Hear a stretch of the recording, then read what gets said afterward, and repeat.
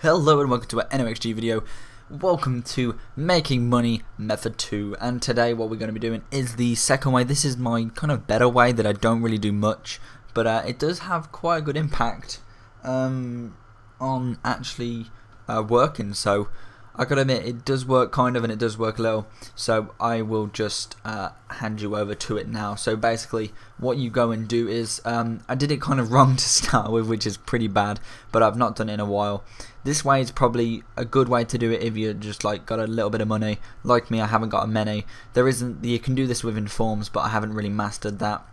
So basically what you want to do is you want to go into your minimum price. You want to put in 550 minimum, and maximum you want to put 600.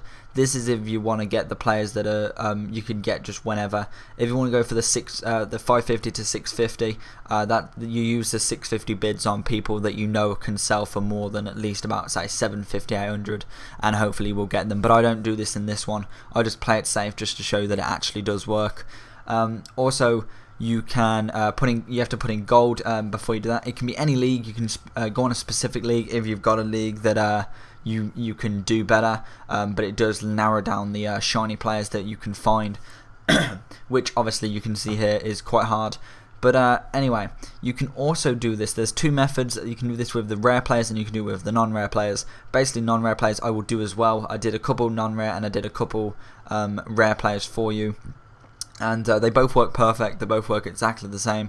So what you do for the non-rare is, as you'll see in a minute, you do exactly the same. You just change it to 250 to 300. Again, if you know there's a non-rare that goes for a bit more, which is kind of harder because non-rares don't really go for that much, to be fair. You can do it with 350 or even 400. Technically, this can be used for any price as long as you know. If you can go to specific players and go for better prices, like say if you went for Andy Carroll and got him, he was 3k and you got him for 2.5k, you got 5 of him, you put him up for 3k, there's a 400 profit on each person.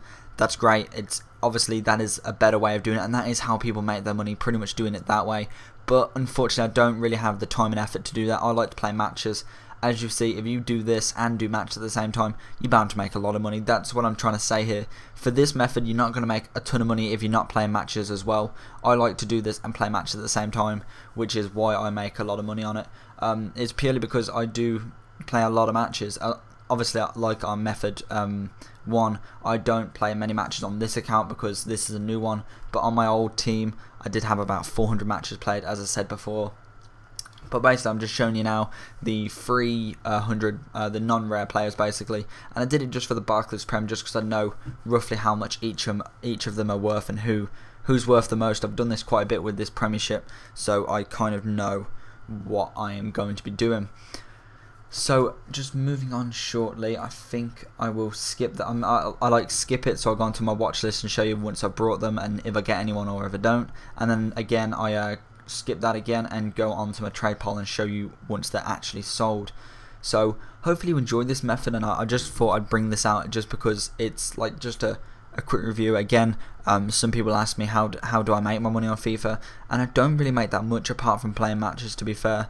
Again, it might be just pack openings, which I've had a theory that all the good players you're seeing with like 1,000,000 coins and all that, yes, some of them can make a lot of money off trading and all that kind of stuff, like Jack Attack. He's an expert trader, but some of them I think just get it from Microsoft points and getting a decent player like Ronaldo or something, because they've brought so many and they get the money back off like YouTube.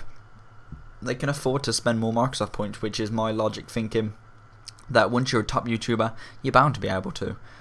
So here you go. This is the overall kind of like people who I got and who I'm going to be selling. As you can see there, I got quite a few good players there. So just going in, I'm just trying to think of what oh yeah, I put them up. So basically what I'm doing here is just showing you all my watch trading list at who I got out of all that for the first time.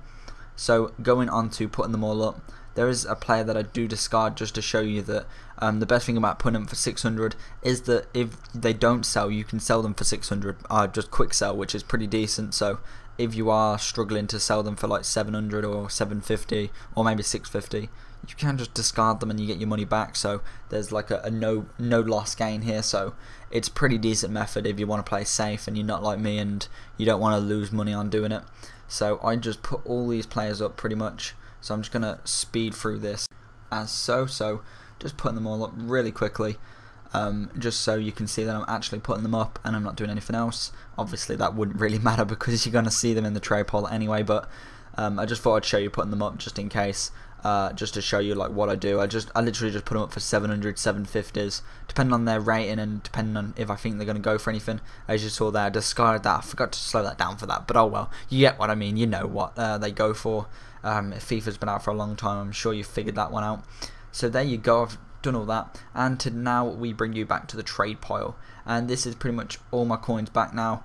And as you see there, all of them are pretty much sold except for 3 players, I think it was, who I've put up for like 650 now. I put that back up for 700.